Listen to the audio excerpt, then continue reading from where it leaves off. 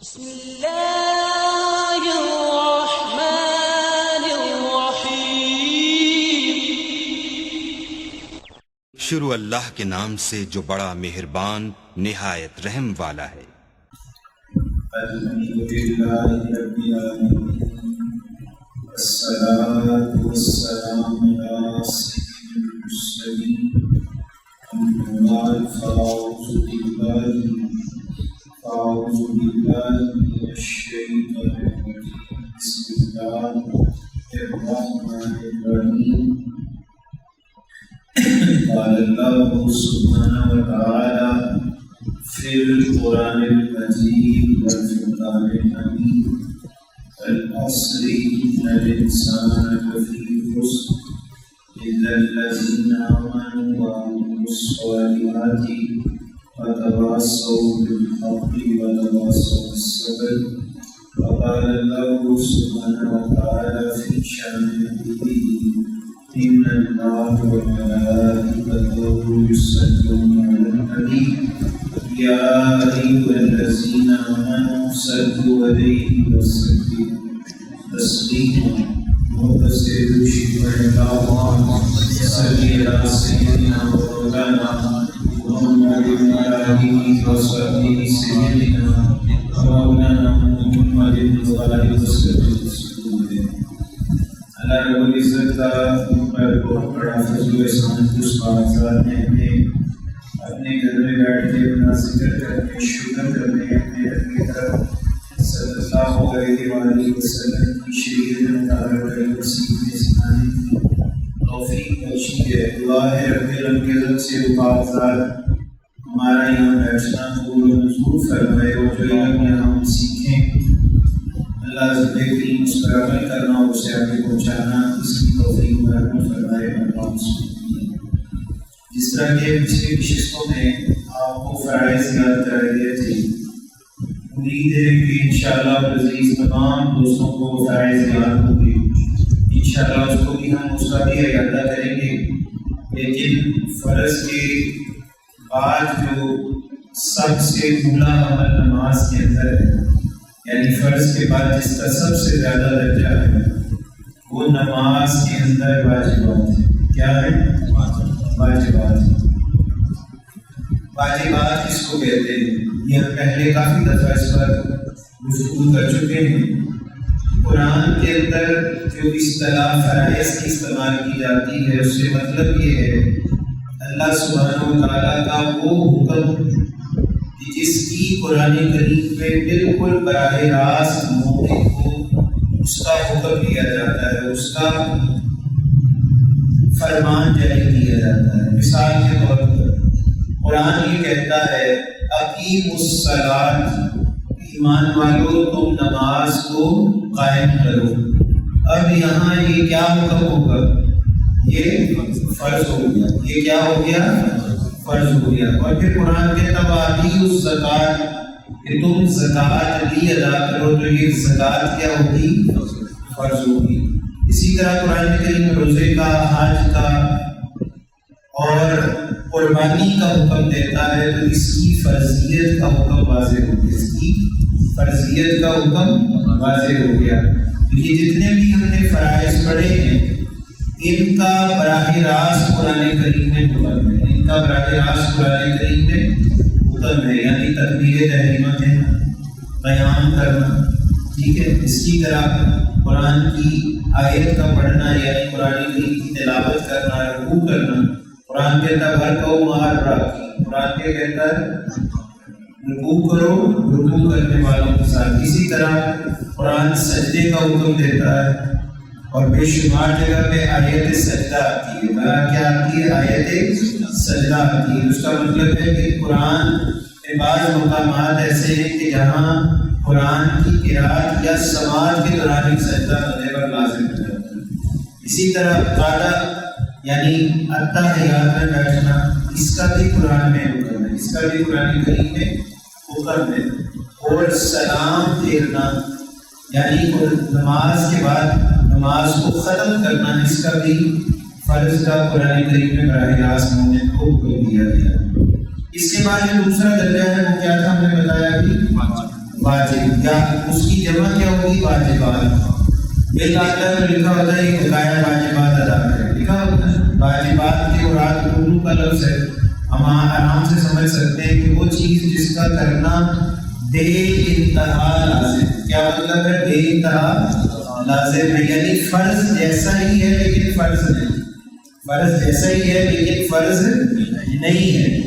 اس کی مراد اگر آسانی سے ہم سمجھنا چاہیں تو بالکل سادہ سا اصول ہے کہ اس کا بھی حکم قرآن میں ہے، اس کا بھی واجب کا حکم بھی قرآن میں ہوتا ہے، لیکن براہ راست حکم نہیں ہوتا، اشارتاً، کنایتاً، اور کسی معنی سے اس کا معنی واضح ہو جاتا ہے، کسی ایک معنی سے دوسری چیز کا معنی واضح ہو جاتا ہے۔ جیسے مثال کے طور پر قرات کے لیے 2 رکھتے ہیں، قرات کے لیے 2 رکھتے ہیں، پہلی 2 رکھتے ہیں۔ اسی طرح 4 رکعتوں کا ذکر قرآن میں، جن نمازوں میں 4 رکعتیں ہیں، مثلاً عصر ہے، ظہر ہے، عصر ہے اور عشاء۔ اسی طرح مغرب کی 3 رکعتوں کا بھی ذکر ہے، ٹھیک ہو گیا۔ اسی طرح فجر کی 2 رکعتوں کا بھی ذکر ہے، یہ چیزیں واجب ہوگی، کیا ہوگی؟ واجب ہو جائے گی۔ اسی طرح مثال کے طور پر نماز کے اندر جو ہم قیام کرتے ہیں وہ تکبیر تحریمہ کے بعد قیام کہلاتا ہے، سب کو پتہ ہے، ہم اللہ اکبر کہتے ہیں تو قیام ہے۔ لیکن اب دوسری چیز ہے قوما، دوسری چیز کیا ہے؟ قوما، یعنی رکوع کرنے کے بعد واپس جب ہم کھڑے ہوتے ہیں تو اس کو کیا کہتے ہیں؟ حالانکہ کھڑے وہاں بھی تھے، وہاں بھی ہم کھڑے تھے، لیکن وہ کس حالت میں تھے کہ ہمارے ہاتھ بندھے ہوئے تھے، ہمارے ہاتھ تکبیر میں ایسے ہی ہے نا، لیکن جہاں قومے کا ذکر آیا تو قوما کیا ہوگا؟ وہ واجب عمل ہوگا، کیا عمل ہوگا؟ واجب عمل ہوگا۔ اسی طریقے سے نبی اکرم صلی اللہ علیہ وآلہ وسلم کی بے شمار احادیث جن واجبات پر دلیل ہے ہمارا ان پر ایمان لانا ہر سنت لازم ہے۔ واجب کا منکر کافر ہے، واجب کا منکر کافر ہو جائے گا اگر وہ واجب کا انکار کر دے، کیونکہ فرض کے بعد جو سب سے بڑا درجہ ہے خود اسی ڈیفینیشن کا ہے جس کا ذکر یا تو قرآن میں اللہ نے فرمایا یا احادیث مبارکہ میں نبی اکرم صلی اللہ علیہ وسلم نے فرمایا اپنے قول سے، عمل سے، فعل سے۔ اسی طریقے سے آج ہم نماز کے واجبات پڑھیں گے۔ کتنے پڑھے نماز کے؟ ہم نے فرائض کتنے پڑھے تھے؟ ٹوٹل کتنے تھے؟ 14، اور واجبات بھی 14 ہیں، واجبات بھی 14 ہیں۔ اب نماز کے اندر جو واجبات فرائض ہمیں پتہ چل گئے جو واجبات ہیں، اس میں پہلا مسئلہ یہ ہے کہ ایک واجب بھی جان بوجھ کر رہے، جان بوجھ کر غلطی سے رہ گیا تو کیا ہوگا؟ سجدہ سہو ہوگا، سجدہ سہو ہوگا۔ غلطی اس میں یہی ہے کہ جیسے ہم نے 2 رکعت ادا کرنی تھی، ہم نے فجر کی تو 3 پڑھ لی، 2 سجدے کرنے تھے تو 3 کر لیے، ٹھیک ہے۔ رکوع 1 دفعہ کرنا تھا، غلطی سے رکوع 2 دفعہ ہو گیا، ٹھیک ہو گیا۔ تو یہ واجبات جو ہیں وہ اس کے اندر کوئی بھی غلطی پیدا ہو جائے گی تو ہم کیا کریں گے؟ واپس سجدہ صاف کر کے لوٹ آئیں گے، ٹھیک ہو گیا، نماز پوری ہو جائے گی۔ لیکن اگر جان بوجھ کر نہیں، اس کو جان بوجھ کر کر رہے ہیں اور غلطی سے نہیں ہوا تو پھر نماز ہی باطل ہوگی، نماز سجدہ صاف سے کوئی مکمل نہیں ہوگی، یعنی ہم خود ہی چھوڑ رہے ہیں۔ 3 رکعتیں پڑھنی تھی، 2 ہی پڑھ کے نکل گئے، پتہ بھی ہے غلطی ہو گئی، 4 پڑھنی تھی، 3 پڑھ لی، اس طرح جو ہے۔ اچھا، اب پہلا جو واجب ہے فرض کی پہلی 2 رکعتوں کو قرات کے لیے مقرر کرنا بہت مشکل چیزیں نہیں، بڑی آسان ہے۔ ہر مسلمان کو پتہ ہونا چاہیے کہ فقہ حنفی میں، یعنی اہل سنت و جماعت کے اندر جو فقہ حنفیہ کا طریقہ ہے اور دیگر بھی مسالک میں یہی طریقہ ہے، 2 جو رکھتے ہیں پہلی اس میں قرات کرنا واجب ہے، اس میں قرات کرنا واجب ہے، یعنی سورہ فاتحہ کے بعد قرات کیا ہے؟ قرات کیا ہے؟ قرات کیا ہے؟ واجب۔ اسی طرح فرض نمازوں کی 3 اور 4 رکعت کے علاوہ باقی ہر رکعت میں سورہ فاتحہ کا پڑھنا، ٹھیک ہے۔ 3 اور 4 رکعت کے علاوہ باقی تمام نمازوں کی ہر رکعت میں سورہ فاتحہ، یہ کیا ہے؟ واجب ہے۔ سورہ فاتحہ کیا ہے؟ واجب ہے۔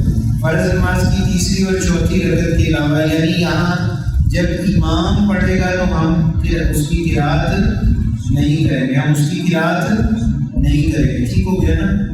اسی طریقے سے پہلا واجب تھا فرض نمازوں میں جو ہر رکعت ہے اس میں سورہ فاتحہ ہم ہر صورت میں پڑھیں، ہر صورت میں ہم سورہ فاتحہ پڑھیں گے، خواہ وہ پہلی رکعت ہو، وہ دوسری ہو، وہ تیسری ہو یا چوتھی ہو۔ فجر ہے اس میں ہم کتنی دفعہ سورہ فاتحہ پڑھیں؟ لا محالہ فرض ہے 2 دفعہ پڑھیں۔ اسی طرح مغرب ہے تو 3 دفعہ پڑھیں گے۔ ظہر، عصر اور عشاء ہے تو ہم کتنی دفعہ سورہ فاتحہ پڑھیں گے؟ شاباش، 4 دفعہ پڑھیں گے۔ اب فرض نمازوں کی تیسری اور چوتھی رکعت کے علاوہ، تیسری اور چوتھی رکعت کے علاوہ باقی تمام نمازوں کی ہر رکعت میں سورہ فاتحہ کا پڑھنا، یہ کس کے لیے مسئلہ ہے؟ جو شخص مقتدی ہے، جو شخص مقتدی ہے، مقتدی کیا کرے گا کہ ان میں وہ سورہ فاتحہ تیسری اور چوتھی میں ادا نہیں کرے گا، ٹھیک ہے نا؟ اس لیے کہ اب وہ خاموش ہے، وہ بھی خاموش ہے، اب امام پڑھ رہا ہے تو وہ اس کی قرأت مقتدی کی قرأت میں ہے۔ اسی طرح جو تیسرا واجب عمل ہے فرض نمازوں کی تیسری اور چوتھی رکعت کے علاوہ، فرض نمازوں کی تیسری اور چوتھی رکعت کے علاوہ باقی تمام نماز کی ہر رکعت میں سورہ فاتحہ کے بعد تیسری اور چوتھی رکعت میں ہم کوئی بھی سورہ فاتحہ کے بعد کیا کرتے ہیں؟ نہیں ملاتے، کیا کرتے ہیں؟ نہیں ملاتے۔ اچھا، میں آپ سے ایک سوال کرتا ہوں تاکہ یہ چیز پریکٹیکل ہمیں سمجھ آ جائے، جس طرح آسانی سے جب ہم سورہ فاتحہ پڑھتے ہیں، مثلا اکیلے نماز پڑھ رہے ہیں، میں اکیلے بندے کی بات کر رہا ہوں، تو سورہ فاتحہ کے بعد دوسری بات کیا ہوتی ہے؟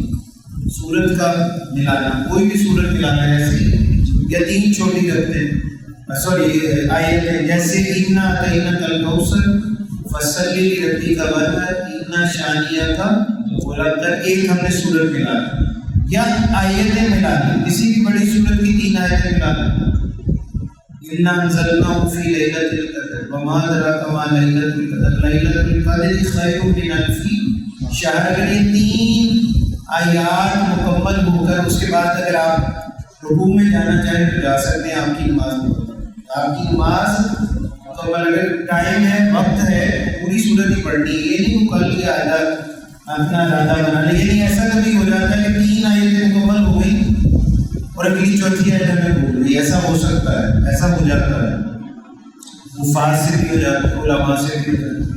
تو 3 آیتیں اگر سورہ فاتحہ کے بعد لگ گئی، سورہ فاتحہ کے ساتھ ڈبے ٹھیک جڑ گئے اور انجن کیا بنا سورہ فاتحہ، تو ہماری نماز کی پوری ریل گاڑی مکمل، ہماری نماز کی پوری ریل گاڑی مکمل ہے۔ آپ کو یہ مثال کے ساتھ چلتا ہے، اب ٹرین چلتی رہے گی، کے لیے اس میں کوئی بھی رکاوٹ نہیں۔ اب اسی طرح ہم دوسری جب رکعت میں جائیں گے تو بھی یہی عمل دہرائیں گے یا ہم کچھ اور ہو جائے گا؟ جواب دینا، یہی ہوگا نا، سورہ فاتحہ کے ساتھ 3 چھوٹی آیتیں یا چھوٹی سورت، ایسے ہی۔ لیکن جیسے ہی ہم ظہر یا عصر اور عشاء کی تیسری رکعت میں جائیں گے، تیسری رکعت میں کیا کریں گے؟ صرف سورہ فاتحہ پڑھیں گے، صرف سورہ تیسری میں بھی اور چوتھی میں، اس میں سورت نہیں ملائیں گے۔ سمجھ آئی کہ نہیں آئی؟ بولے نا میرے ساتھ، سورہ فاتحہ کے ساتھ ہم تیسری اور چوتھی میں سورت ملائیں گے، ایسے ہی نہیں ملائیں گے، سورت نہیں ملائیں گے۔ اور پہلی 2 آیتوں میں صرف سورہ فاتحہ پڑھے نہیں پڑھے، کیوں؟ اس لیے کہ یہ واجب نہیں ہے۔ واجب کیا ہے؟ پہلی 2 رکعتوں میں سورہ فاتحہ کے ساتھ سورت ملانا اور تیسری اور چوتھی میں صرف سورہ فاتحہ کا پڑھنا، صرف سورہ فاتحہ کا پڑھنا، صرف یہ بہت اہم مسئلہ ہے، اس کو جب تک ہم یاد نہیں کریں گے ہماری مستقبل کو بنے گی۔ اچھا، سورہ فاتحہ کو اب یہ دیکھیں بات سے بات ہوئی ہے، لیکن یہ چوتھا واجب کیا ہے؟ سورہ فاتحہ کو پہلے پڑھنا، سورہ فاتحہ کو پہلے پڑھنا۔ ہم ایسا کر لیں کہ ہم کہیں گے اللہ اکبر، اعوذ باللہ پڑھ لی، بسم اللہ پڑھ لی، اب ہم شروع کر لیں والعصر ان الانسان لفی خسر، تو ایسے نماز ہو جائے یہ چلے یاد آ گیا تو چلے بعد میں الحمدللہ رب العالمین الرحمن ایسا ہو جائے گا۔ سورہ فاتحہ کو پہلے پڑھنا اور اس کے بعد سورت پڑھنا یہ بھی واجب ہے، یہ بھی واجب ہے، یہ بھی واجب ہے۔ سورہ فاتحہ انجن ہے، بس اس کو سمجھ لیں، بڑا ہی آسان، یہاں دماغ میں بٹھا لیں۔ سورہ فاتحہ ہر سورت آگے رہے گی، انجن جو ہے آگے رہے گا۔ ایسا ہو سکتا ہے امام پیچھے کھڑا ہو اور مقتدی آگے، سورہ فاتحہ امام ہے، سورہ فاتحہ امام ہے، امام کبھی پیچھے نہیں ہوتا، امام آگے ہوتا ہے۔ اسی طرح جیسے گاڑی یا ٹرین میں ہم بیٹھتے ہیں تو انجن آگے ہوتا ہے، پیچھے نہیں ہوتا، سمجھ گئے؟ تو یہ جو ہے چوتھا واجب مکمل ہو گیا۔ پہلا واجب تھا 2 رکعتوں میں قرات مقرر کرنا، پہلی 2 رکعتوں میں قرات کو مقرر کرنا، یہ تو نماز کا پہلا واجب ہے۔ فرض نمازوں کی بات ہو رہی ہے، فرض نمازوں، پھر فرض نمازوں کی تیسری اور چوتھی رکعت کے علاوہ، تیسری اور چوتھی رکعت کے علاوہ باقی تمام نمازوں کی ہر رکعت میں سورہ فاتحہ پڑھیں۔ تیسری اور چوتھی رکعت کے علاوہ ہر نماز، باقی تمام نمازوں کی ہر رکعت میں یہ پڑھنا واجب ہے۔ وہ پہلی ہے، دوسری ہے، ٹھیک ہو گیا؟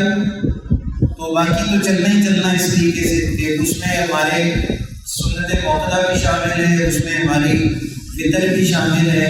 تو فرض نمازوں کی تیسری اور چوتھی رکعت کے علاوہ بھی جو باقی نمازوں کی رکعات ہیں اس میں بھی سورہ فاتحہ کا پڑھنا کیا ہوگا؟ واجب ہوگا۔ اور وہ کون کون سی ہیں؟ کون کون سی سنتیں ہیں؟ بتائیں نا، نفل ہے، اس کے علاوہ وتر ہے۔ تو ہر نماز، فرض نماز کے علاوہ، فرض نمازیں کون سی؟ ظہر اثر میں ہم نے فرض پڑھ لی ہے، ظہر کے، عشاء کے، مغرب کے۔ اب اس کے بعد ہم کیا کرتے ہیں؟ یا تو ہم سنت موقدہ ادا کرتے ہیں یا غیر موقدہ، اور غیر موقدہ بھی نفل ہی ہوتے ہیں، ٹھیک ہے؟ ہم اس طرح کہتے ہیں کہ موقدہ سنتیں اور نفل اور واجب، یعنی فطر جو بھی پڑھیں گے اس میں سورہ فاتحہ کا پڑھنا کیا ہوگا؟ واجب ہوگا۔ سورہ فاتحہ کا پڑھنا کیا ہوگا؟ واجب ہوگا۔ اور کن دن ہم نمازوں میں سورہ فاتحہ پڑھتے ہیں جو فرض نماز نہیں؟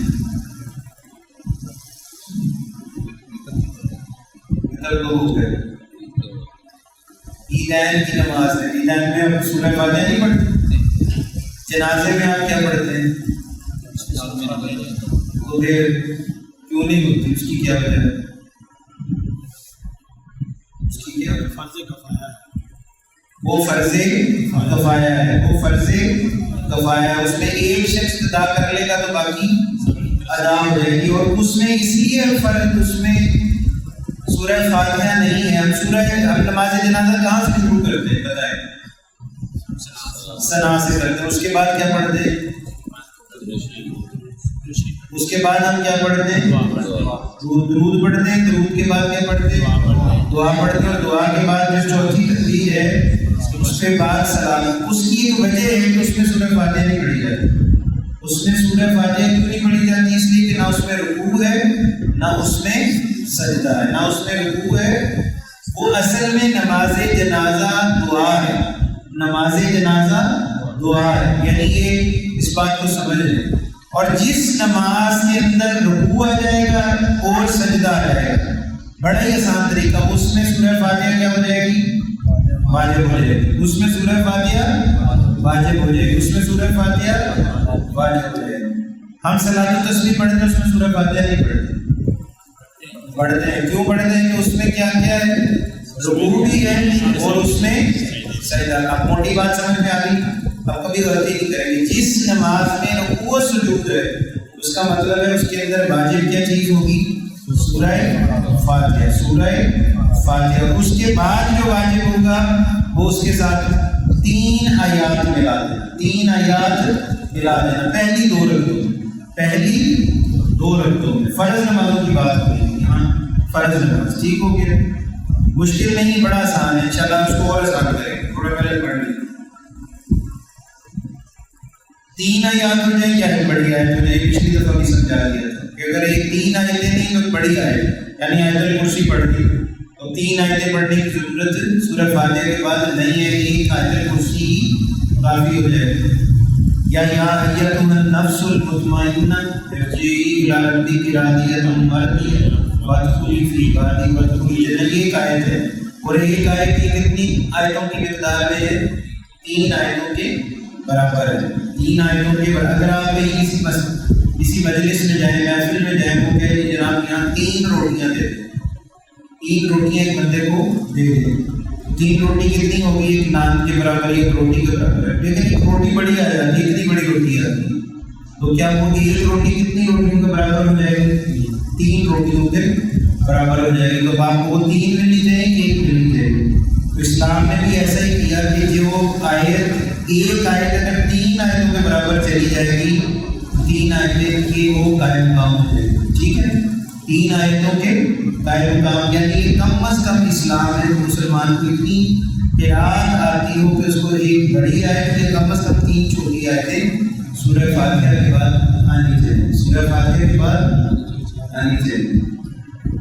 اچھا، اسی طرح پھر کیا تھا؟ سورہ فاتحہ کو ہر سورت سے پہلے پڑھنا، سورہ فاتحہ کو ہر سورت سے پہلے پڑھنا، یہ کیا ہے؟ واجب ہے، یہ کیا ہے؟ واجب ہوتا ہے۔ مثال کے طور پر ہم نے سورہ فاتحہ شروع کرنی تھی اور ہم سے غلطی سے شروع ہو گئی سورہ قل اعوذ برب الفلق، اب یہاں کیا کریں گے؟ اس کو ہم چھوڑ دیں گے، اس کو ہم چھوڑ کر کیا پھر شروع کر لیں گے؟ سورہ فاتحہ، سورہ فاتحہ، پھر اس کے بعد ہم دوبارہ قل اعوذ برب الفلق پڑھیں گے اور اخیر میں کیا کریں گے؟ سجدہ صاحب کریں گے، سجدہ صاحب کریں گے، کیونکہ پہلے ہم سے غلطی ہو گئی، ہم نے واجب کے اندر تاخیر کر دی، واجب کرنا تھا شروع سورہ فاتحہ کو اور ہم نے کیا کر دیا؟ سورہ فلق پڑھ لی، سورہ ناس، کوئی بھی سورت پڑھ لی، اور یا پھر اس کو ہم کہیں گے واجب میں تاخیر ہو گئی، یعنی واجب تھا سورہ فاتحہ کا پڑھنا اور ہم نے اس میں تکرار کی کہ دوبارہ ہم سورہ فاتحہ کو چھوڑ کر دوبارہ اس پر آئے، ہوگی دونوں صورتوں میں کیا ہوگا؟ سجدہ صاحب ہوگا، سجدہ صاحب ہوگا۔ نماز کے ہر رکن کو ترتیب سے ادا کرنا یہ واجب ہے، نماز کے ہر رکن کو ترتیب سے ادا کرنا۔ مثال اس میں بڑے آسانی سے سمجھاتا ہوں کہ ہمارے پاس 5 چیزیں ہیں، ہمارے پاس 5 چیزیں ہیں، ہم کہتے ہیں جناب اس کی ترتیب اس طرح رکھنی ہے کہ جیسے جو پہلے چیز بڑی ہے وہ 1 نمبر پہ ہو، جو اس سے چھوٹی ہے وہ دوسرے پر ہو، پھر اس سے چھوٹی تیسرے پر ہو، جو اس سے چھوٹی ہے چوتھے پر ہو، جو بالکل چھوٹی ہے وہ 5ویں پر ہو۔ ایسے ہی جو اصول ہے دنیا کا نا، جس کا گریڈ بڑا ہے پھر اس کے کام اس سے کام اس سے کام۔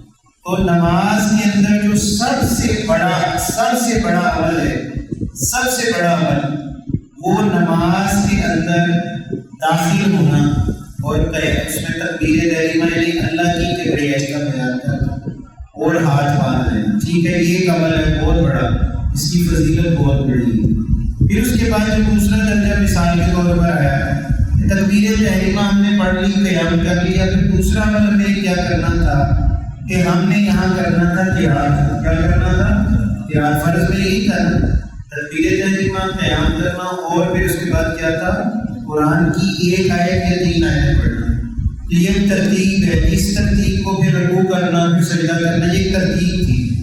اگر اس ترتیب سے نماز پڑھے تو یہ واجب ہے، لیکن اگر غلطی ہو گئی یا ہوا قیام کیا اور سیدھا سجدے میں چلے گئے، کیا ہوا؟ سیدھا ہی سجدے میں چلے گئے، تو ہم نے یہاں ایک فرض کو چھوڑ دیا، غلطی سے چھوڑ دیا۔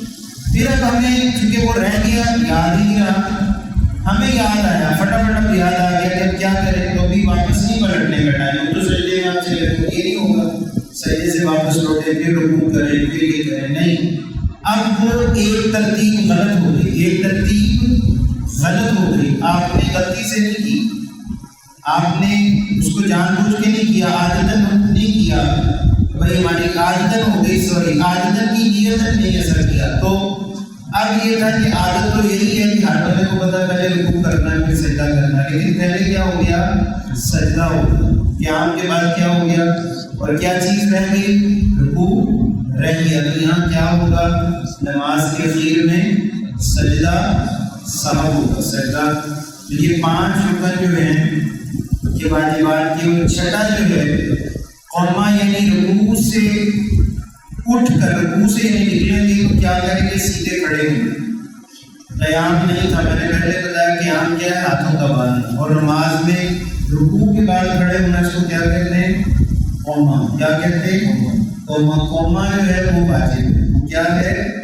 واجب ہے، اور یہ فرائض میں شامل نہیں تھا۔ آپ نے پڑھا نہیں ہے کہ قرات کرنا، قیام کرنا، پھر قرات کرنا، پھر رکوع کرنا، اور پھر 2 اس میں قوما کہیں نہیں ہے، فرائض میں شامل نہیں، لیکن واجبات میں کیا ہے؟ واجبات میں۔ اگر کوئی شخص اس کو ضائع کر لے گا تو اس کو دوبارہ اپنی نماز دہرانی پڑے گی۔ ہاں اگر غلطی ہو گئی، بھول گیا، یا اتنی دیر نہیں کھڑا ہوگا، مثال کے طور پر کھڑے ہوئے رکوع کریں، اب رکوع سے باہر نکلے، یہ حصہ کو کیا کہیں گے؟ قوما۔ کیا کہیں گے؟ قوما۔ یہ کیا ہے؟ فقہ کے اعتبار سے واجب۔ کیا ہے؟ واجب ہے۔ اگر یہ نہیں کریں گے تو ہمارا ایک واجب رہ جائے گا اور ہماری نماز ضائع ہو جائے گی۔ اس کے بعد اگلا درجہ کیا ہے؟ دونوں سجدے کرنا۔ رکوع کے بعد قومے کے بعد سجدہ ہے، ٹھیک ہے نا؟ یہ نہیں کہ رکوع کے بعد ہم غلطی کیا کرتے ہیں، کبھی نوٹ کیا تو رکوع کریں اور ہم سیدھے سجدے میں چلے جائیں، یہ کیا ہوگا؟ نماز فاسد ہو جائے گی۔ نماز کیا ہوگی؟ فاسد ہو جائے گی اگر ہم نے اس میں سجدہ صاحب نہیں، ٹھیک ہے؟ اور ایسا لوگ کرتے ہیں، رکوع میں گئے اور ادھر امام صاحب سجدے میں گئے اور ساری وہ چلے، ایسا ہو جاتا ہے۔ یا جلدی آئے تو دیکھا کہ وہ سجدے میں ہیں اور ہم نے رکوع پورا نہیں کیا اور قومے میں بھی نہیں گئے، ہم نے وقت ہی نہیں دیا، تو ہم نے کیا کرنا ہے کہ یہ قوما مکمل کرنا ہے۔ اس میں کم از کم مقدار کتنی ہوگی؟ سبحان اللہ، سبحان اللہ، سبحان اللہ، اتنی مقدار، یعنی یہ صرف اتنی مقدار کھڑے پڑھنا نہیں ہے سبحان، یا اتنی مقدار کم از کم ہم قومے میں رہیں گے تو ہماری نماز جو ہے اس کے ساتھ عدل ہوگا، انصاف ہوگا، ٹھیک ہے؟ اگر تیزی سے ہم پہلے چلے گئے تو ہماری نماز ضائع ہو جائے گی۔ پھر 7 ماتوں کے اپنے آج 7 پڑھنے اور انشاءاللہ 7 آپ کو یاد ہو جائیں گی، فکر نہیں کرنا، یہ مشکل کچھ بھی نہیں ہے، یہ صرف ڈیٹیلڈ ہے، چیزیں یہ ساری سمجھ آئے گی۔ 7واں جو وہ عمل جس کو ہم واجب میں ہم نے پہلے بھی دیکھا کہ فرض میں شامل چیز نہیں، واجب میں، تو 2 سجدوں کے درمیان بیٹھنے کو کیا کہتے ہیں؟ جلسہ۔ تو جلسہ یہاں کیا ہوگا؟ واجب ہوگا۔ جس طرح قوما واجب تھا اس طرح جلسہ۔ جلسہ کس کو کہتے ہیں؟ جی، کون سے دو سجدوں کے درمیان، جیسے ایک سجدہ کر کے اس طرح ہم بیٹھتے ہیں، اس کو کیا کہتے ہیں؟ پھر اس کے بعد دوسرا سجدہ ہوگا۔ اب اس کے بعد بھی جلسہ ہوگا؟ نہیں ہوگا، اس کے بعد جلسہ نہیں ہوگا۔ کیا کرے گا؟ یا تو یہ اب قاعدہ اولا ہے، 2 رکعتیں ہیں، یا پھر یہ کھڑا ہو جائے گا، بندہ اگلی رکعت میں داخل ہو جائے گا، اگر پہلی ہے تو دوسری میں داخل ہو جائے گا، اور اگر تیسری ہے تو چوتھی میں داخل ہو جائے گا، سمجھ گئے؟ یا یہ اس حالت کو جو 2 سجدوں کے درمیان ہم ریسٹ کرتے ہیں، اپنے آپ کو سیدھا کرتے ہیں، اس کو کیا کہتے ہیں؟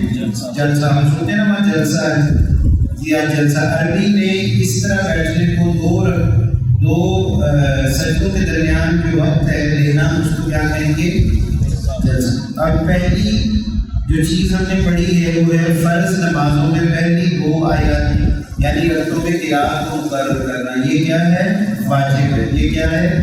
فرض نہیں ہے، فرض نہیں ہے، قرات کو مقرر کرنا فرض نہیں ہے، واجب ہے۔ اور وہاں کیا کرنا تھا کہ ایک آیت میں پڑھ لینا فرض تھا، ایک آیت اگر نماز میں پڑھ لے تو وہ فرض پورا ہو جائے گا، لیکن واجب رہ جائے تو نماز نہیں ہوگی۔ واجب کیا ہے کہ 2 رکعتوں میں قرات مقرر ہے، خواہ امام ہو خواہ بندہ اکیلا ہو، ہر صورت پہلی 2 رکعتوں میں وہ قرات کرے گا، 2 رکعتوں میں قرات کرے گا، اور ہر صورت وہ قرات مقرر ہوگی۔ پھر اس کے بعد فرض نمازوں کی تیسری اور چوتھی رکعت کے علاوہ باقی تمام نمازوں کی جتنی بھی نمازیں ہیں، خواہ وہ عیدین کی نماز ہے، نفل ہے، وطر ہے، ہر نماز میں کیا ہم پڑھیں گے؟ سورہ فاتحہ پڑھیں گے، سورہ فاتحہ پڑھیں گے، یعنی الحمدللہ رب العالمین.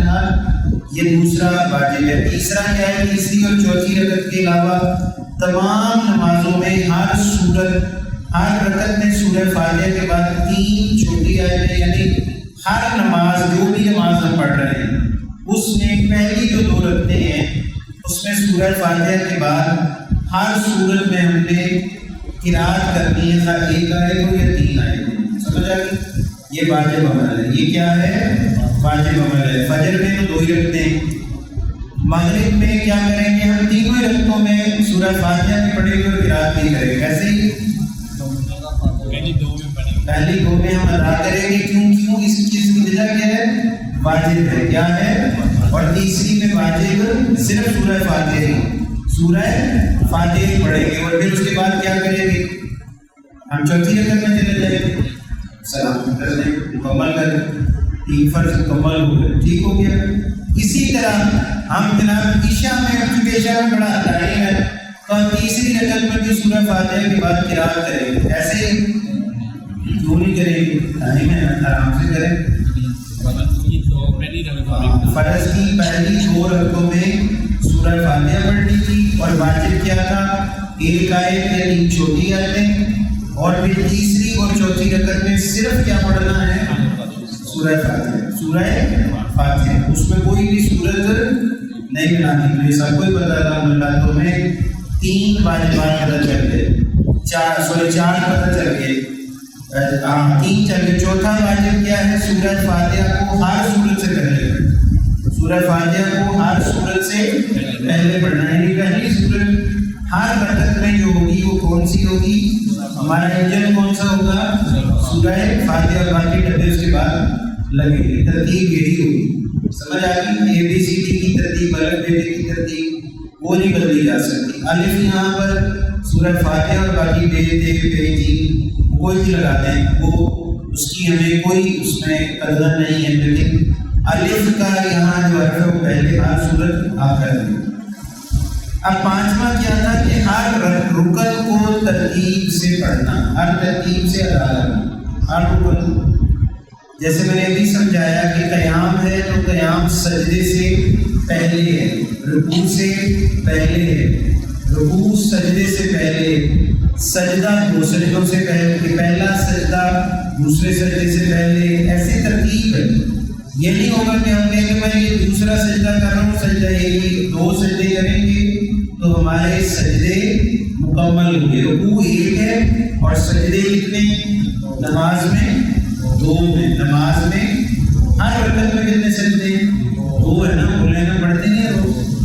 ہر رکعت میں کتنے سجدے؟ 2 ہے. تو ترتیب سیدھی پتہ چل گئی. قیام، رکوع کے بعد قومے کے بعد سجدہ، سجدے کے بعد جلسہ، جلسے کے بعد پھر سجدہ اور پھر سجدے کے بعد یا تو تحیات ہوگی یا پھر عملی نماز کے لیے اگلی رکعت کے لیے قیام کیا کرنا چاہیے. سیدھی سی بات. مشکل تو نہیں، اتنا آسان ہے. کوئی مشکل ہے اس میں؟ اب یہاں غلطی ہوگی تو ہم یہاں سجدہ صاف کر لیں گے. اگر خدا نہ خواستہ ہم نے رکوع 2 بار کر لیا، سجدہ 1 بار کر لیا، یا سجدے 2 کی بجائے 3 کر لیے تو کیا کریں گے؟ سجدہ صاحب کریں گے. کیونکہ واجب میں تکرار ہو گئی یا تاخیر ہو گئی. واجب زیادہ ادا ہو گیا یا پھر غلطی اس میں تاخیر ہو گئی، جو کرنا تھا وہ نہیں کر سکے، دیر ہو گئی. اب اس کو واپس نہیں پلٹ کر رہیں گے، وہاں ٹائم نہیں رہا. سمجھ گئے نا بات؟ اسی طرح اگر امام کیسر کو اگر امام غلطی سے جیسے 3 فرض مغرب کے تھے، اب وہ چوتھی میں چلا گیا، ٹھیک ہے نا، غلطی سے وہ کھڑا ہو گیا، ہم نے اس کو سبحان اللہ بھی کہا. اب اس نے قرات مکمل، اب قرات بھی کر لی. اب اس نے حالانکہ اس میں قرات جہری نہیں کر لی تھی، خفی تھی، ایسے ہی تھا نا، صحیح قرات تھی، لیکن اب اس نے کر لی، اس کو کرنے روکے نہیں. اب وہ چلا گیا تو وہ اپنے 4 فرائض پورے کر کے کیا کرے گا؟ سجدہ صاحب کر لے گا، اس کی نماز مکمل ہوگی. آگے سمجھ. اگر وہ لوٹ آتا تو تو ٹھیک تھا. یہ نہیں آپ کہیں گے کہ لوٹا، اس کو ایک اشارہ دینا. اگر نہیں لوٹا، اگر امام نے غلطی کر بھی لی ہے تو وہ کیا کرے گا؟ 4 فرائض پورے کر کے آخر میں سجدہ سہو کر لے گا. اللہ تعالیٰ اس کو 3 رکعتوں کو اللہ قبول کرے گا، حالانکہ اس کے سجدے بھی بڑھ گئے اور اس کا رکوع بھی بڑھ گئے اور اس کی 1 رکعت بھی ضائع ہو. ٹھیک ہے، اس نے اس کے اندر تکرار کر لی. 3 فرضوں کی بجائے کتنے پڑھ لیے؟ 4. اسی طرح عشاء میں 4 کے پڑھنے تھے، ظہر میں 4 پڑھنے تھے، اصل میں وہ کہاں چلا گیا؟ 5 میں چلا گیا. اب وہ کیا کرے گا؟ اس کو مکمل کر لے گا. اس کو کیا کرے گا؟ مکمل کر لے. اگر واپس پلٹ سکتا ہے تو پلٹ آئے گا، نہیں تو کیا کرے گا؟ وہ اگر مکمل کر کے پھر دوبارہ سجدہ سہو کرے تو باقی نماز کا اعادہ ضروری نماز ہو جائے. سمجھا نہیں تھا؟ یعنی اللہ نے غلطی معاف کرنے کے لیے اس میں جرمانہ رکھ دیا. اور کیا ہے وہ؟ سجدہ سہو کتنے ہوتے ہیں؟ 1 ہوتے ہیں، 2 3 سجدہ سہو کتنے سجدے؟ سجدے ہمیشہ کتنے رہیں گے؟ 2. سجدے کتنے ہوں گے؟ 2 ہوں گے. اور رکوع کبھی بھی 2 نہیں ہوں گے. 2 نہیں ہوں گے. کیا کتنے ہوں گے؟ 1 ہی ہوگا. رکوع ہر رکعت میں 1 ہوگا اور سجدے ہمیشہ کتنے ہوں گے؟ 2 ہوں گے. اچھا، اب اس میں سجدے کا ایک مسئلہ ہے، شاید بہت سارے لوگ بعد میں بھی پوچھیں. جیسے ہم قرآن میں نہیں سجدہ کاری سے پہلے بتا دیں کتنا بھی ہے، پہلے جناب جو دوسری رکعت آئے گی نا اس میں سجدہ ہے. ٹھیک ہے، یا جب دوسری رکعت پہلی 2 رکعتیں مکمل کر کے اگلی آ رہی ہے اس میں سجدہ ہے، یا وہ کہیں گے پہلی میں نہیں دوسری میں سجدہ. کسی بھی رکعت میں بتا دیتا ہے، پہلے امام بتائے گا، اس کے لیے بتانا لازم ہے کیونکہ مفتیوں کو بتا نہیں. تو ایسے ہی اگر وہ قرآن پڑھ رہا ہے، کہیں آیت سجدہ آئے گی تو کیا کریں گے؟ سجدہ کریں گے. اور اس سجدے میں کیا پڑھیں گے؟ صرف ہم سجدہ کریں گے. کیا کریں گے؟ جو آیت سجدہ ہے اس میں تسبیحات ضروری نہیں ہے، اس میں صرف سمبولک ہے، علامتی سجدہ ہے. کیا ہے؟ اور اگر کوئی پڑھ بھی لے سبحان ربی اللہ یا کچھ بھی پڑھ لے، سبحان اللہ پڑھ لے، اللہ اکبر، کچھ بھی لفظ کہہ دے تو کوئی اس پر گناہ نہیں ہے. لیکن جو سمبولک سجدے ہیں یعنی علامتی سجدے ہیں، فرض اور واجب نمازوں کے اندر نہیں ہے، تو وہ سجدہ جو سجدہ آیت ہے اس کو صرف سر کو ہم کس طرح دکھائیں گے؟ کرتے دکھائیں گے. جیسے ابھی انہوں نے آیت سنی، بس ایک سجدہ کیا، پھر یہ جلسہ اس میں نہیں کرنا، پھر دوسرے سجدے کو ہم نے یہاں پر نہیں ادا کرنا، یہاں پر نہیں ادا کرنا، نہ یہاں جلسہ ہوگا اور نہ یہاں پر کچھ ہوگا. یہاں صرف ایک سجدہ ہوگا. کتنا ہوگا؟ ایک سجدہ. لیکن سجدہ سہو میں کیا ہوگا؟ اس میں ہم تسبیحات بھی پڑھیں گے اور سجدے بھی 2 ہوں گے. سجدے بھی کیونکہ وہ جرمانہ ہے، یہ سمبولک ہے، علامت ہے، سمپل. آپ سمجھیں یہاں صرف یہ اللہ تعالیٰ کی خوشنودی اس طرح نبی اکرم صلی اللہ علیہ وسلم نے کیا، اللہ کے فرشتوں نے کیا، ہم بھی وہی کریں گے. یہاں کسی بھی تسبیح پڑھنے کا کوئی مطلب نہیں. پڑھ لی تو کوئی گناہ نہیں، کوئی خدا نہ خاصہ گناہ نہیں، لیکن صرف ایک دفعہ ہی ایک سجدہ ہوگا، جو آیت میں آئے گا یا قرآن میں آئے گا. ابھی سمجھ بات؟ جیسے تراویح میں ایک سجدہ آ جاتا ہے، کہتے ہیں سجدہ اس آیت میں آ گیا. جیسے ہی ہم نے وہ آیت پڑھی یا وہ رکعت پڑھی تو ہم اس میں ایک سجدہ کر کے واپس پلٹ آئیں گے. لیکن نماز میں شرط بدل جائے گی. نماز میں شرط کتنے سجدے ہو جائیں گے؟ 2. اور اس میں کیا پڑھیں گے؟ سبحان ربی یل اعلیٰ، سبحان ربی یل اعلیٰ، سبحان ربی یل اعلیٰ. اور حدیث پاک ہے کہ جب بندہ اکیلا ہو تو 3 سے زائد مرتبہ ہو. منفرد نماز پڑھ رہا ہے تو ایک سجدے میں کم از کم 5 یا 7 مرتبہ. ٹھیک ہے، منفرد نماز پڑھ رہا ہو. منفرد سے مراد کے لیے اکیلا فرد. ٹھیک ہے، اور اگر وہ امام ہے تو پھر 3 دفعہ ہی کہتے ہیں تو سنت پوری ہو جائے گی، کیونکہ اس کے پیچھے جماعت کھڑی ہے، اس کے پیچھے بوڑھا بھی کھڑا ہے، کوئی بزرگ بھی کھڑا ہے، کوئی مریض بھی ہوگا. تو وہ نماز کو مختصر کرے، نماز کو لمبی آیات نہ پڑھے، لمبے اس میں تسبیحات نہ پڑھے. یہ نہ ہو کہ 14 تسبیحیں پڑھ رہے ہیں، 15 پڑھ رہے نہیں. اس میں کوشش کرے کہ 3 یا 5 یعنی سبحان ربی اللہ، سبحان ربی اللہ. اس کا فائدہ کیا ہے کہ اگر کوئی ملنا چاہے تو نماز میں مل سکتا ہے. ایسی اگر رکوع میں ہے تو سبحان ربی یلذی سبحان ربی یلذی سبحان ربی یلذی سبحان ربی، تاکہ کوئی اگر مقتدی ملنا چاہے تو اس نماز میں رکوع میں مل جائے گا، اس کی وہ رکعت مکمل ہو جائے گی، اس کی رکعت وہ مکمل ہو جائے گی۔ لیکن رکعت سے پہلے اس کو قیام پورا کرنا پڑے گا۔ قیام کیا کرنا پڑے گا؟ پورا کرنا پڑے گا، ورنہ اس کی رکعت کیسے پورا کرنا پڑے گا؟ کھڑے ہو گئے، یہ مسئلہ نہیں سمجھ رہے۔ اب قاری صاحب یہاں تھے، ایسا کچھ بھی پڑھے ہوئے نماز پڑھا دو، اب یہ مقتدی ہے پیچھے سے، قاری صاحب نے رکوع کی حالت ایسا پھر رکوع چلے، اب یہ بندہ ہے پیچھے مقتدی، تو اس نے کیا کرنا ہے؟ آتے سے نہیں آتے رکوع کرے نا، آتے رکوع، تو یہ رکوع یہ اس نے قیام ضائع کر لیا، اس نے قیام ضائع کر لیا، اس نے قیام ضائع۔ اب کرنا کیا تھا؟ یہاں آ کے تھوڑی دیر ساکت کھڑا ہو، تھوڑا وقفہ کرے، بھلے وہ مکمل ہو یا نہ ہو، اس کو اپنا قیام مکمل کرنا پڑے گا، ہر صورت میں اپنا مکمل کرنا پڑے گا، ٹھیک ہے۔ اور اس کی اب یہ جائے گا، اگر قاری صاحب نکل آئے ہیں، اب تو کھڑے ہوئے کر سکتے، اب یہ ہو گیا، اور یہاں کیا کہا؟ اب یہ رکوع نہیں رہے گا، اس کے رکوع کیونکہ وہ رکوع سے نکل آئے، اب کیا کرے گا؟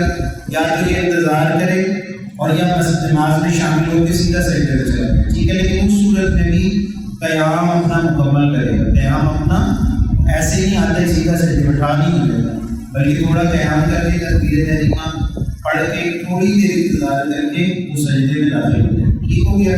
لیکن اب چونکہ فرض رہ گیا، وہ کیا تھا؟ رکوع رہ گیا تھا، تو اس کی رکعت مکمل نہیں ہوئی، بعد میں یہ رکعت مکمل کرے گا۔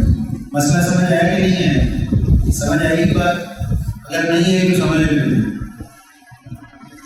یہ مسئلہ سمجھ آ گیا کہ نہیں؟ یہ روز ہمارے ساتھ ہوتا ہے کہ امام رکوع میں ہوتا ہے اور ہم جس طرح آگے داخل ہوتے ہیں ایسے ہی آگے سیدھا رکوع میں، ایسے رکوع نہیں ہوگا، پہلے آ کے ہم تھوڑی دیر دھیان میں 2 یا 3 یا 4 سیکنڈ کے لیے کھڑے تاکہ ہمارے ہاتھ بن جائیں، ہمارا قیام مکمل ہو جائے، اس کے بعد ہم رکوع اگر مل گیا تو ٹھیک ہے، اگر نہیں ملا کوئی مسئلہ نہیں، بعد میں اپنی اس رکعت کو مکمل کر لیں، ثواب اتنا ہی ہے جتنا باقی کو اللہ تعالیٰ نے، جتنا باقی کو اللہ تعالیٰ نے۔ اور چھٹا یہی تھا کہ قوما رکوع سے کھڑے ہو کر قوما کرنا، یعنی جب رکوع کیا تو سیدھا ہو کرے گی اور سجدہ کرے گی، یہ بھی واجب ہے۔ اور ساتواں کیا تھا؟ 2 سجدوں میں بیٹھنا جلسہ، یہ بھی واجب تھا، ٹھیک ہو گیا، یہ سمجھ آ گئی بات ہے۔ اب اسی طرح ہے جیسے ہم ایک گھر میں کسی میں داخل ہوتے ہیں تو گھر میں داخل ہونے کا دروازہ ایک جو مرکزی دروازہ وہی ہے، اس سے گھر لوگ داخل ہو رہے ہیں، اس سے نکل رہے ہیں، تو نماز میں بھی داخل ہونے کا طریقہ وہی ہے، جہاں سے ہمیں داخل ہونا ہے وہیں سے ہمیں واپس نکلنا ہی نہیں۔ جن ارکان کی شرائط کے ساتھ نماز میں داخل ہوں گے اس سے ہی ہم واپس آئیں گے، جیسے رکوع کیا، قیام کیا، تو قیام کے بعد اگلا عمل رکوع آ گیا، رکوع کے بعد سجدہ آ گیا، سجدہ کے بعد یہ التحیات یعنی قاعدہ اولیٰ یا قاعدہ اخیرہ آ گیا، تو اس کو بعد ہم نے نماز کو مکمل کر لیا۔ تو طریقہ وہی تھا کہ جس طریقے سے ہم داخل ہوئے تھے اسی طرح ہم نماز سے کسی نہ کسی طریقے سے باہر نکل آئے، ایسے ہی ہے نا۔ لیکن اس میں جو چیزیں ہیں وہ فرضوں کی یا واجبات کی، اس کے علاوہ تیسری اور کوئی چیز نہیں سوائے سنتوں کی۔ جو سنتیں ہیں ان کا جتنا احترام کرے گا اتنی نماز میں کا بدلہ زیادہ کرے گا۔ انہوں نے قیام چھوڑ دیا اور نماز نہیں پڑھنا، یعنی وہ اتنی دیر آ کے اپنے اس کو کہتے ہیں تعدیل ارکان، کیا کہتے ہیں؟ تعدیل ارکان، یعنی ہر رکن میں عدل کرنا، ہر رکن میں انصاف کرنا، اور ہر رکن کا عدل کیا ہے کہ اس کو اس طرح کیا جائے کہ وہ رکن قائم ہو، وہ رکن قائم ہو جائے۔ اب ایک ادھر منہ کر کے رکوع کرے، اب یہ رکوع کا عدل ہے کہ دونوں ہاتھ گھٹنوں پہ ہونے چاہیے، دونوں ہاتھ گھٹنے تک آنے چاہیے، کمر سیدھی ہونی چاہیے۔ لیکن کیا کیا کھڑے کہ یہیں ہم نے رکوع یہیں کر کے اتنا کر کے کھڑے ہو گئے، تو یہ کیا ہوگا؟ رکوع نہیں ہوگا۔ رکوع اس کو اس نے کیا غلطی کی کہ اس نے تعدیل ارکان یعنی عدل نہیں کیا، اپنے رکن کے ساتھ۔ اللہ کے نبی علیہ الصلوۃ والسلام فرماتے ہیں کہ اللہ نماز کے چور کو کبھی معاف نہیں کرتا ہے. نماز خالص کی نماز میں چوری کیسے؟ نبی علیہ السلام فرماتے جو اپنے ارکان میں عدل نہیں کرتا، یعنی سورہ فاتحہ میں الحمدللہ رب العالمین مالک یوم الدین، اس نے قرات میں بھی عدل نہیں کیا، قرات میں عدل نہیں کیا، سبحان ربی اللہ سبحان ربی آدھا پڑھا آدھا نہیں پڑھا، اس نے اپنی تسبیحات میں بھی عدل نہیں کیا، رکوع کیا تو ایسے ہی کر کے نکل آیا، سجدہ نہ ناک لگائی نہ ماتھا لگایا نہ پوری ہتھیلیاں، اس نے سجدے میں عدل نہیں کیا اور اس طرح جلسہ کر دیا. یہ جلسہ بھی پورا جلسہ ایسے کرنا تھا کہ آپ کے یہ جو چوتڑ ہے، ہماری یہ کمر ہے، یہ پوری وزن ہمارے پیروں پر پڑے، پورا رکھا نہیں اور آدھا سجدہ کر کے پھر دوسرے سجدے میں چلے گئے. تو یہ اس نے جلسہ پورا نہیں کیا، جو واجب تھا وہ پورا نہیں ہوا. تو وہ جب وہ جلسہ ہی پورا نہیں ہوا تو واجب پورا نہیں ہوا تو نماز کیا ہوگی؟ نماز نہیں ہوگی، نماز فاسد ہو جائے گی، نماز فاسد ہو جائے گی.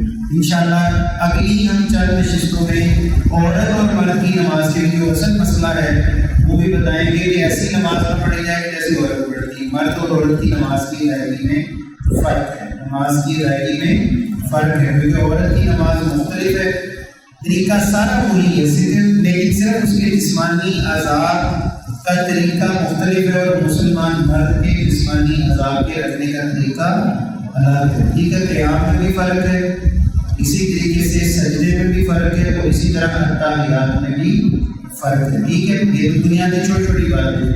تو اعتدال کے ساتھ نماز پڑھنا، جیسے کہ 3 مہینے بعد کچھ لوگ آتے ہیں اور نماز پوری قیام کیے بغیر وہ رکوع میں گھس گئے، تو رکوع کا نہ رکوع ہوا نہ ہی قیام ہوا، نہ ہی آگے قرات حرکت ہوئی اور آگے پھر باقی چیزیں جو باقی ہوئی پہلے ہوئی اور وہ اس کو اپنی ملکیت سمجھے کہ جب یہ حرکت تو میں نے کمالی، یہ حرکت اس نے نہیں کمائی، یہ حرکت اس نے ضائع کر دی. جب تک کہ وہ اس حرکت کا پورا حق ادا نہ کرے، یعنی اس کو مکمل طور پر اتنا وقت مل گیا کہ اس نے اپنے رکوع کو مکمل کیا اور اپنے قیام سے رکوع تک پہنچا اور رکوع سے پھر آگے اس نے پوری حرکت مکمل کر لی، اس کی حرکت مکمل کی ہے. پاگل دوڑایا نہ اس کا قیام سے نہ رکوع سے، اس کی نماز بھی درست نہیں ہوئی. تو ہم کیوں کر لیتے ہیں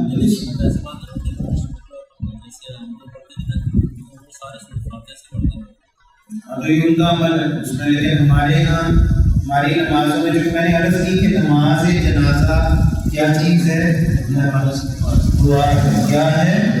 دعا ہے. تو اس لیے دعا کے اندر سورہ فاتحہ کا پڑھنا واجب نہیں ہے. صحیح ہے، نماز جنازہ دعا ہے اور اس کا جو طریقہ کار حضور نبی اکرم صلی اللہ علیہ وسلم سے براہ راست ثابت نہیں ہے، براہ راست ثابت نہیں ہے. صحابہ کرام کا عمل ہے، صحابہ کرام نے جس طرح اس کو کیا اور وہ حضور علیہ السلام سے انہوں نے عرض کیا، حضور نے سورہ فاتحہ میں اس کا ذکر نہیں کیا، لیکن کچھ صحابہ کرام نے اس میں سورہ فاتحہ تو ہمارے جو امام ابو حنیفہ ہیں انہوں نے جس چیز کو زیادہ صحابہ کرام نے کیا اس فعل کو انہوں نے فقہ میں داخل کیا، اس عمل کو فقہ میں داخل کیا. سمجھ گئے؟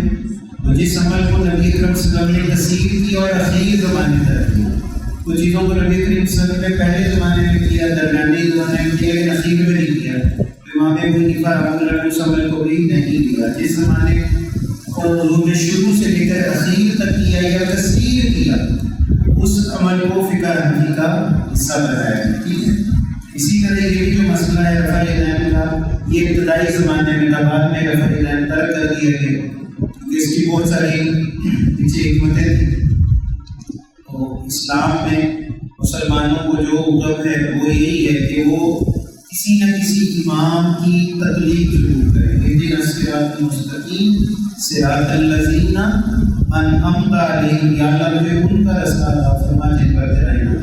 تقلید کرنی پڑے گی، بغیر تقلید کے مومن نہیں بن سکتا. سورہ فاتحہ میں اس کو حضرت انس بن مالک رضی اللہ تعالیٰ عنہ سے روایت ہے نبی کریم صلی اللہ علیہ وسلم کا ارشاد گرامی ہے کہ انسان اس وقت تک خیر پر رہتا ہے جب تک وہ جلدی نہ کرے.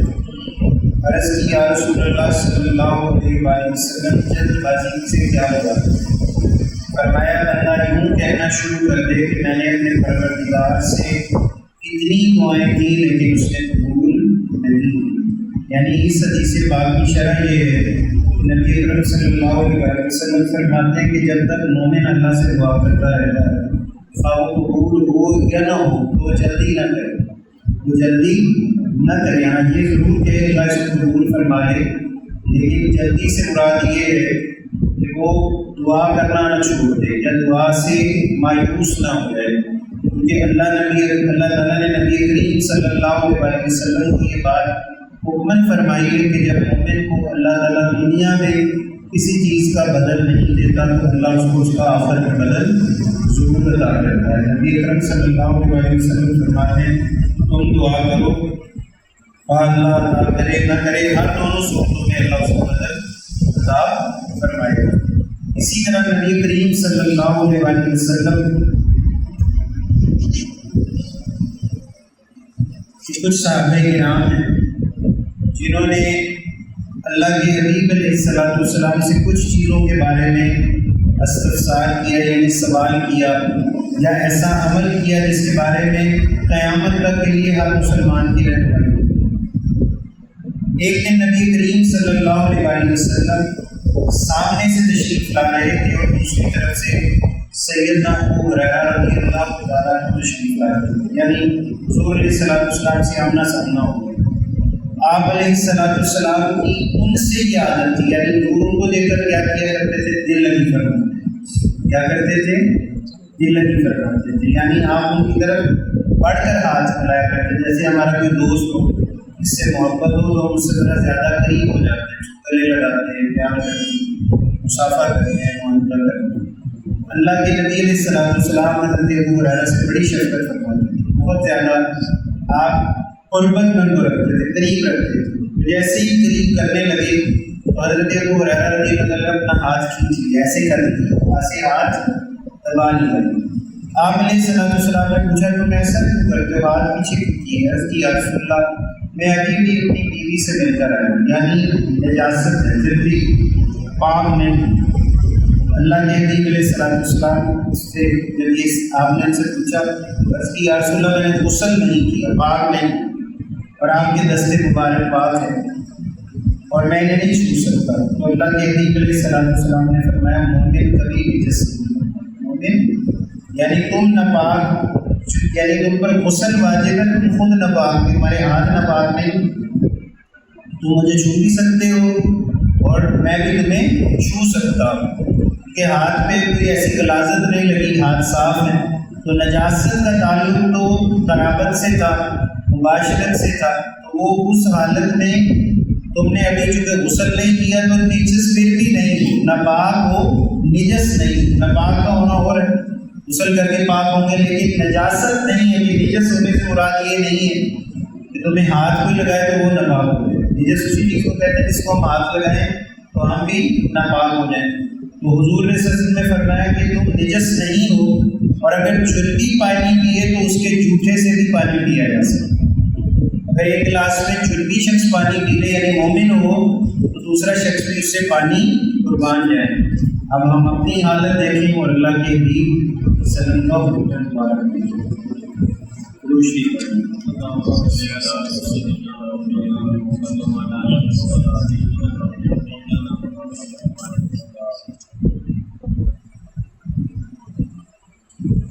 حضرت جابر رضی اللہ تعالیٰ عنہ سے روایت ہے کہ رسول اکرم صلی اللہ علیہ وسلم کے ایک دفعہ ہم ساتھ ہی جا رہے تھے تو راستے میں ایک چھوٹا بکری کا مردہ بچہ جس کو کیڑے کھا رہے تھے وہ پڑا ہوا تھا، مردہ تھا. اللہ کے حبیب صلی اللہ علیہ وسلم نے پوچھا کہ تم میں سے کون ہے جسے کہ ایک درہم میں خریدنا پسند کرے، یعنی ایک درہم میں کوئی لینا پسند کرے. سب نے بیعت کہا یا رسول اللہ ہم اس معمولی چیز کے بدلے میں ایک درہم کیوں ضائع کریں، یعنی اس کی ایک درہم بھی حیثیت نہیں. جس بکری کا بچہ مردہ ہو گیا، کیڑے پڑ گئے. آپ صلی اللہ علیہ وسلم نے فرمایا اللہ کی عزت کی قسم، اللہ کے نزدیک دنیا اس سے بھی حقیر ہے، دنیا اس سے بھی زیادہ حقیر ہے جتنا یہ مردار بکری کا بچہ ہمارے نزدیک ہے. یعنی یہ دنیا کی حقیقت ہے، جس کے بارے میں اللہ کے نبی علیہ السلام نے فرمایا جس طرح کہ بکری کا مردہ بچہ ایک درہم میں بھی خریدنا پسند نہیں کرتے کہ یہ عقارت ہے، بیکار ہے، اسی طرح اللہ کے نزدیک اس دنیا کی اس سے بھی کہیں زیادہ اللہ اس کو حقارت سے دیکھتا ہے کہ وہ اس کو ایک درہم میں بھی دینا پسند نہیں کرتا۔ اللہ تبارک و تعالیٰ سے دعا ہے وہ پاک ذات ہم سب کو اپنے دین یقین کی کامل سمجھ عطا فرمائے۔ ختم پاک پڑھے، شکر فاتحہ،